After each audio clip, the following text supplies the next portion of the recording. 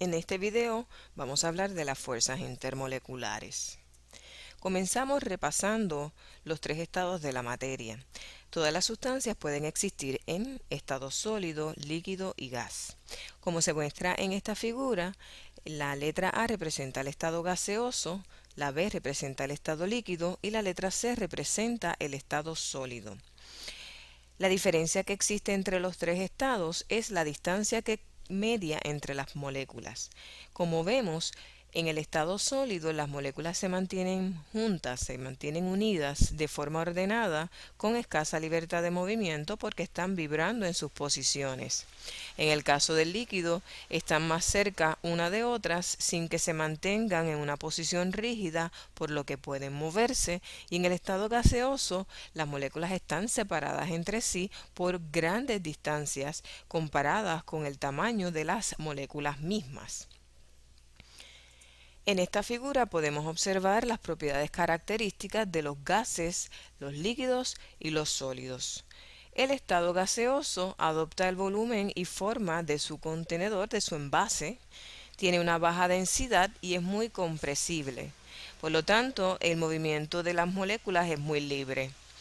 En el caso de los líquidos, tienen un volumen definido, adoptan la forma del envase donde se encuentren, o sea que tienen una forma indefinida, tienen alta densidad, son ligeramente compresibles y se deslizan entre sí libremente. Las moléculas del líquido se deslizan libremente. En el estado sólido, los sólidos tienen un volumen y forma definida, tienen una alta densidad y virtualmente son incompresibles, y el movimiento de las moléculas es que vibran en sus posiciones. Vamos a comenzar hablando de las fuerzas intermoleculares. Las fuerzas intermoleculares son fuerzas de atracción que existen entre moléculas, y las fuerzas intramoleculares son aquellas que mantienen a los átomos de una molécula unidos. Si podemos comparar la diferencia entre ambas fuerzas de atracción, vemos que para las fuerzas intermoleculares, en el caso de una molécula, o sea, un mol de agua, se requieren 41 kilojulios para poderla evaporar y 930 kilojulios de energía para romper los dos enlaces oxígeno-hidrógeno que existen en un mol de molécula. O sea, requiere una energía mayor. En términos generales, las fuerzas intermoleculares son mucho más débiles que las fuerzas intramoleculares. La primera fuerza que vamos a discutir es la fuerza dipolo-dipolo. La fuerza dipolo-dipolo son fuerzas de atracción entre moléculas polares, es decir, entre moléculas que tienen unos momentos dipolares. Vemos en esta figura la orientación de las moléculas polares en un sólido. Tienen una distribución asimétrica de electrones y la parte positiva de una molécula va a sentir atracción por la parte parcialmente negativa de la otra molécula. La segunda fuerza es la fuerza ión-dipolo. En la fuerza ión-dipolo es la fuerza de atracción entre un ión y una molécula polar. Vemos en este ejemplo al catión de sodio. Los cationes, recordemos que son especies que se forman cuando el átomo neutral pierde electrones. Ese catión positivo que se forma al perder el electrón, en la fuerza ión-dipolo va a sentir atracción por la parte negativa de la molécula polar. En el caso del ión yoduro, el ión negativo se forma cuando el átomo neutral gana electrones y forma el anión. Esa carga negativa va a sentir atracción por la parte positiva de la molécula polar. Aquí vemos la figura donde representa iones con cargas diferentes, iones positivos con diferente carga. Mientras mayor es la carga de ese ión, mayor es la fuerza de interacción ión-dipolo. La segunda fuerza que vamos a discutir son las fuerzas de dispersión.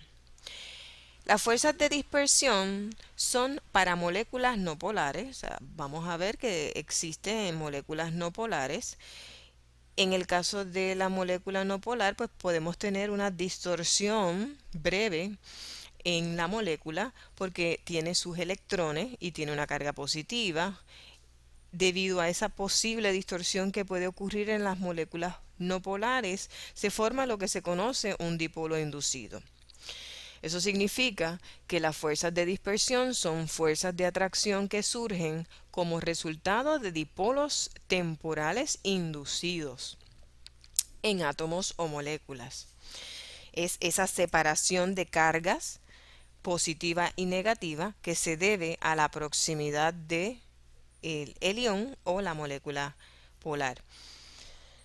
Aquí vemos el ejemplo del dipolo inducido y lo que habíamos mencionado. Si yo tengo un catión y tengo una molécula no polar que puede tener un momento inducido, o sea, formar un dipolo inducido, esa atracción me forma una interacción dipolo inducido. Y vamos a tener la interacción del catión con la parte parcialmente negativa formada en ese dipolo temporero. En el segundo ejemplo podemos ver la interacción dipolo-dipolo inducido. Esta representaría la molécula polar, el dipolo, y la molécula no polar, que sería el dipolo inducido de la molécula. Y la interacción positiva y negativa, esa atracción es la interacción dipolo-dipolo inducido. Aquí podemos ver la interacción entre dipolos inducidos. Este tipo de interacción es responsable de la condensación de los gases no polares. Y son patrones que existen momentáneamente, o sea, al instante, o sea, por la interacción y esa posible distorsión momentánea de las partículas de la molécula. La fuerza de dispersión mayormente está bien relacionada con la polarización, y esa polarización es la facilidad con la que la distribución del electrón en el átomo o la molécula puede ser distorsionada. Va a aumentar con el número de electrones. A mayor número de electrones, vamos a tener mayor distorsión de la molécula y mayor fuerza de dispersión. Cuando las moléculas con mayor masa molar tienen mayor número de electrones, esas fuerzas de dispersión van a aumentar. También tenemos que la polarización aumenta con una difusión de más nubes de electrones. A mayor masa molar, vamos a tener un átomo más grande y es más fácil alterar esa distribución electrónica porque ese núcleo va a tener menos fuerza, ¿verdad? El núcleo va a traer con menos fuerza a los electrones externos. En esta tabla podemos observar una comparación de los puntos de fusión de sustancias formadas por moléculas no polares. Como podemos observar, a medida que aumenta el número de electrones en la molécula, aumenta el punto de fusión. Dado que todas estas moléculas son no polares, pues la fuerza intermolecular que está presente son las fuerzas de dispersión. En términos generales, las fuerzas de dispersión aumentan con la masa molar. Aquí vemos la tabla periódica de los elementos. Debemos recordar, ¿verdad? Y podemos ver que a medida que bajamos en los grupos, la masa molar aumenta. Por lo tanto, vamos a tener mayor dispersión en esos átomos que tienen mayor masa molar. ¿Qué tipos de fuerzas intermoleculares existen entre las siguientes moléculas? En el primer caso, HBr es una molécula diatómica. Está formada por dos átomos diferentes y la electronegatividad de estos átomos es diferente. Por lo tanto, el que tenga mayor electronegatividad va a tener mayor habilidad para retener el par de electrones que está compartiendo. HBr tiene una molécula donde donde bromo es más electronegativo y el par de electrones que comparte con el hidrógeno va a estar más tiempo con el átomo de bromo. Por lo tanto, es una molécula polar y su interacción es dipolo-dipolo. Pero también aunque es una molécula polar, tiene electrones y una de las fuerzas adicionales intermoleculares que va a tener es la fuerza de dispersión, porque la fuerza de dispersión existe en moléculas polares y no polares. En el segundo caso tenemos a metano. Metano es una molécula poliatómica donde es no polar porque todos los enlaces son iguales. No tenemos un elemento que atrae más un par de electrones hacia él. Al ser no polar, la única fuerza que va a tener intermolecular es la fuerza de dispersión. En el caso del dióxido de azufre, podemos ver que es una molécula polar. En esta figura vemos que su estructura presenta que el átomo central azufre tiene un par de electrones. Ese par de electrones le da una carga parcialmente negativa a esa región de la molécula y yo voy a tener una separación de cargas en esa molécula. De manera que al ser polar va a tener una fuerza dipolo-dipolo, además de presentar la fuerza de dispersión. La tercera fuerza intermolecular son los puentes de hidrógeno. Los puentes de hidrógeno es una interacción dipolo-dipolo especial que ocurre entre un átomo de hidrógeno en un enlace polar con un par de electrones de un átomo bien electronegativo como lo es oxígeno, nitrógeno y flúor. Aquí tenemos entonces la atracción del hidrógeno con el par de electrones de oxígeno que es bien electronegativo, es un puente de hidrógeno. Aquí vemos la atracción del par de electrones de nitrógeno con el hidrógeno. En esta tenemos la atracción del par de electrones del átomo de flúor con el hidrógeno.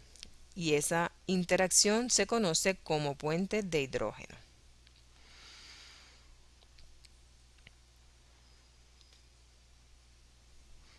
Para que exista un puente de hidrógeno, la atracción tiene que darse entre el átomo de hidrógeno y existir un elemento bien electronegativo como nitrógeno, oxígeno y flúor. Bien, vamos a ver el siguiente ejemplo y luego volvemos a la tabla periódica. En el caso de la siguiente figura, vemos que por qué se considera al enlace puente de hidrógeno una interacción dipolo-dipolo especial. Si observamos la gráfica, vemos en el caso de los elementos del grupo 4, la última línea, que tiene hidrógeno enlazado a carbono, silicio, germanio y estaño. Si regresamos a la parte anterior, vemos carbono, silicio, germano y estaño. A medida que aumenta la masa molar, la cantidad de electrones aumenta, vamos a tener mayor fuerza de dispersión. ¿Okay? Y vemos que en esta gráfica se relaciona el período con el punto de ebullición. Para estos elementos observamos que a medida que aumenta el número de masa molar, el punto de ebullición aumenta. Carbono es el primer elemento, o sea, se encuentra en el periodo 2, tiene menos electrones que estaño, por lo tanto el punto de ebullición es menor porque va a tener menor fuerza de dispersión. En el caso de la línea roja donde tenemos a la molécula de agua, tenemos a hidrógeno enlazado a oxígeno, azufre, selenio y telurio.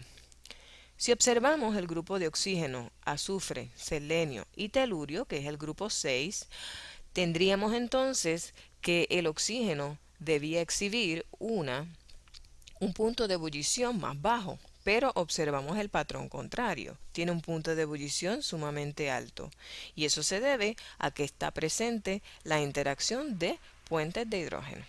Al ser una molécula polar, tener fuerzas de dispersión dipolo-dipolo que tiene toda molécula polar y puentes de hidrógeno, se necesita mucho más energía para poder romper los enlaces y poder evaporar la molécula de agua. Por consiguiente, el punto de ebullición será mayor. A medida que disminuye el peso molecular, disminuye el punto de ebullición. Pero en el caso de moléculas que exhiben fuerzas intermoleculares sumamente fuertes, el punto de ebullición aumenta.